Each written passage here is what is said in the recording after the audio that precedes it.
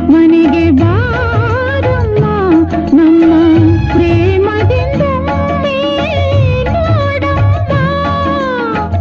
ಶುಕ್ರವಾರವು ಪೂಜಾ ಸಮಯವು, ಶುಕ್ರವಾರವು ಪೂಜಾ ಸಮಯವು.